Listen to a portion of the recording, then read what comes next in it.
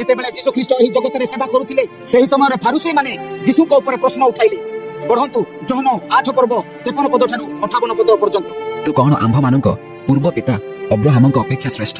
ସେ ତ ମୃତ୍ୟୁଭୋଗ କରିଅଛନ୍ତି, ଭାବବାଦୀମାନେ ମଧ୍ୟ ମୃତ୍ୟୁଭୋଗ କରିଅଛନ୍ତି। ତୁ ନିଜକୁ କିଏ ବୋଲି କହୁଅଛୁ? ଯୀଶୁ ଉତ୍ତର ଦେଲେ, ମୁଁ ଯଦି ନିଜର ଗୌରବ କରୁଥାଏ ତେବେ ମୋହର ଗୌରବ କିଛି ନୁହେଁ। ମୋହର ଯେଉଁ ପିତାଙ୍କୁ ତୁମ୍ଭେମାନେ ତୁମ୍ଭମାନଙ୍କ ଈଶ୍ୱର ବୋଲି କହୁଅଛ ସେ ମୋହର ଗୌରବ କରୁଅଛନ୍ତି। ଆଉ ତୁମ୍ଭେମାନେ ତାହାଙ୍କୁ ଜାଣିନାହ, କିନ୍ତୁ ମୁଁ ତାହାଙ୍କୁ ଜାଣେ। ପୁଣି ମୁଁ ତାହାଙ୍କୁ ଜାଣେ ନାହିଁ ବୋଲି ଯଦି କହିବି ତାହେଲେ ମୁଁ ତୁମ୍ଭମାନଙ୍କ ପରି ମିଥ୍ୟାବାଦୀ ହେବି। କିନ୍ତୁ ମୁଁ ତାହାଙ୍କୁ ଜାଣେ ଓ ତାହାଙ୍କର ବାକ୍ୟ ପାଳନ କରେ। ତୁମ୍ଭମାନଙ୍କର ପିତା ଅବ୍ରାହମ ମୋହର ଦିନ ଦେଖିବା ଆଶାରେ ଉଲ୍ଲାସ କଲେ, ଆଉ ସେ ତାହା ଦେଖି ଆନନ୍ଦ କଲେ। ସେଥିରେ ଯିହୁଦୀମାନେ ତାହାଙ୍କୁ କହିଲେ, ତୁମ୍ଭକୁ ତ ଏ ଯାଏ 50 ବର୍ଷ ହୋଇନାହିଁ, ତୁମ୍ଭେ କଣ ଅବ୍ରାହମଙ୍କୁ ଦେଖିଅଛ? ଯୀଶୁ ସେମାନଙ୍କୁ କହିଲେ, ସତ୍ୟ ସତ୍ୟ ମୁଁ ତୁମ୍ଭମାନଙ୍କୁ କହୁଅଛି, ଅବ୍ରାହମଙ୍କ ଜନ୍ମ ପୂର୍ବରୁ ମୁଁ ଅଛି।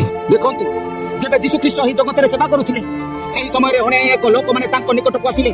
କେତେକ ଲୋକମାନେ ଯୀଶୁ ଖ୍ରୀଷ୍ଟଙ୍କର ସେବା କାର୍ଯ୍ୟ ବିଷୟରେ ଉଲ୍ଟା ସିଧା ପ୍ରଶ୍ନ ଗୁଡାକ ପଚାରୁଥିଲେ। ସେହି ସମୟରେ ଧାର୍ମିକ ନେତାମାନେ ଯୀଶୁଙ୍କର ସେବା କାର୍ଯ୍ୟକୁ ପସନ୍ଦ କରୁନଥିଲେ ବା ଯୀଶୁଙ୍କର ସେବା କାର୍ଯ୍ୟ ଉପରେ ସନ୍ତୁଷ୍ଟ ହେଉନଥିଲେ। ସେମାନେ ସବୁବେଳେ ଯୀଶୁଙ୍କ ସେବା କାର୍ଯ୍ୟ ବିଷୟରେ ଭୁଲ ଗୁଡାକ କହୁଥିଲେ। ଏବଂ ଗୋଟିଏ ଦିନ ଯୀଶୁ ଖ୍ରୀଷ୍ଟ ଅବ୍ରାହମଙ୍କ ବିଷୟରେ ସେମାନଙ୍କ ସହିତ କଥୋପକଥନ କରୁଅଛନ୍ତି ବା କଥାବାର୍ତ୍ତା ହେବାକୁ ଲାଗିଲେ। ସେହି ସମୟରେ ଯୀଶୁ ଖ୍ରୀଷ୍ଟ ସେମାନଙ୍କୁ କହିଲେ, ତୁମମାନଙ୍କର ପିତା ଅବ୍ରାହମ ମୋହର ଦିନ ଦେଖିବା ପାଇଁ ବା ଆଶାରେ ଉଲ୍ଲାସ କଲେ। ସେଥିରେ ଯିହୁଦୀମାନେ କହିଲେ, ତୁମକୁ ତ ଏ ଯାଏ 50 ବର୍ଷ ହେଇନାହିଁ, ପୁଣି କେମିତି ଅବ୍ରାହମ ତୁମକୁ ଜାଣିଛି ବୋଲି ତୁମେ କହୁଅଛ? କାରଣ ଆମର ଆସିବା 1000 ବର୍ଷ ପୂର୍ବରୁ ଅବ୍ରାହମ ଆସିଥିଲେ। ପୁଣି ଯୀଶୁ କଣ କହିଲେ? ଅବ୍ରାହମଙ୍କ ଜନ୍ମ ପୂର୍ବରୁ ମୁଁ ଅଛି। ମୋର ପ୍ରିୟମାନେ ଟିକେ କାନ ଖୋଲିକି ଶୁଣନ୍ତୁ। ଯୀଶୁଙ୍କର ଆରମ୍ଭ ସେହି ବେଥଲେହେମ ଠାରୁ ହେଇନାହିଁ। ଯୀଶୁଙ୍କର ଆରମ୍ଭ 2000 ବର୍ଷ ପୂର୍ବରୁ ହେଇନାହିଁ। ସେ ହେଉଛନ୍ତି ସେହି ବାକ୍ୟ, ସେହି ଏଲୋହିମ୍, ସେହି ସୃଷ୍ଟିକର୍ତ୍ତା, ସେହି ସାରା ମନୁଷ୍ୟ ଜାତିଙ୍କର ସୃଷ୍ଟିକର୍ତ୍ତା। ଯୀଶୁ ଖ୍ରୀଷ୍ଟ ନିଜେ କହୁଛନ୍ତି ସେ ଆଦ୍ୟରୁ ଅବ୍ରାହମଙ୍କ ଜନ୍ମ ପୂର୍ବରୁ ମୁଁ ଅଛି। କଣ ଆପଣ ମାନେ କହିପାରିବେ ପୁରା ବ୍ରହ୍ମାଣ୍ଡରେ କେହି ଏହିପରିକା ଅଛି ଯେ ଏହିପରି ଦାବି କରିଛି? ମୁଁ ସମସ୍ତଙ୍କୁ ସମ୍ମାନ ଦେଉଛି, ସମସ୍ତ ଅବତାର ମାନଙ୍କୁ ଆଦର କରୁଛି, ମୁଁ ସମସ୍ତ ଗୁରୁ ମାନଙ୍କୁ ଆଦର କରୁଛି, ସମ୍ମାନ କରୁଛି, ମୁଁ ସମସ୍ତ ଭବିଷ୍ୟତ ବକ୍ତା ମାନଙ୍କୁ ଆଦର କରୁଛି, ମୁଁ ସେମାନଙ୍କର ଶିକ୍ଷାକୁ ସମ୍ମାନ ଦେଉଛି। କେତେକ ସେମାନଙ୍କ ମଧ୍ୟରେ ବଳିଦାନ ହେଇଛନ୍ତି, କେତେକ ସେମାନଙ୍କ ମଧ୍ୟରୁ ଲୋକମାନଙ୍କ ଭଲ ପାଇଁ ନିଜର ଜୀବନକୁ ମଧ୍ୟ ଦେଇଛନ୍ତି। କିନ୍ତୁ ସେମାନଙ୍କ ମଧ୍ୟରୁ ଜଣେ ସୁଦ୍ଧା ଦାବି କରିକି କହିନାହାନ୍ତି ଯେ ମୁଁ ଏହି ପୃଥିବୀକୁ ଆସିବା ପୂର୍ବରୁ ଥିଲି।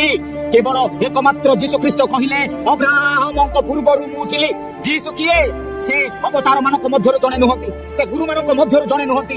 ଆପଣ ମାନେ ଯୀଶୁଙ୍କୁ ଅବତାର ମାନଙ୍କ ସହିତ ତୁଳନା କରିପାରିବେ ନାହିଁ। ଆପଣ ମାନେ ଯୀଶୁ ଖ୍ରୀଷ୍ଟଙ୍କୁ ମନୁଷ୍ୟ ମାନଙ୍କ ସହିତ ତୁଳନା କରିପାରିବେ ନାହିଁ। ଆପଣ ମାନେ ଯୀଶୁ ଖ୍ରୀଷ୍ଟଙ୍କୁ ଦେବୀ ଦେବତା ମାନଙ୍କ ସହିତ ତୁଳନା କରିପାରିବେ ନାହିଁ। ଆପଣ ମାନେ ଯୀଶୁ ଖ୍ରୀଷ୍ଟଙ୍କୁ କୌଣସି ଶିକ୍ଷକ ମାନଙ୍କ ସହିତ ତୁଳନା କରିପାରିବେ ନାହିଁ। ଏହି ସମସ୍ତେ ଭଲ ଲୋକମାନେ ଥିଲେ, ଭଲ ଶିକ୍ଷା ଦେଉଥିଲେ ଏବଂ ଦେଉଛନ୍ତି, କିନ୍ତୁ ଏହି ସମସ୍ତେ ମନୁଷ୍ୟ ଅଟନ୍ତି। ସେମାନଙ୍କର ଜୀବନରେ ଆରମ୍ଭ ହିଁ ଏହି ପୃଥିବୀରୁ ହେଇଛି। କିନ୍ତୁ କେବଳ ଏକମାତ୍ର ଜଣେ ମାତ୍ର ଯାହାକି ଆରମ୍ଭ ଏହି ପୃଥିବୀରୁ ନୁହେଁ, ଆଦ୍ୟରୁ ହିଁ ଥିଲେ।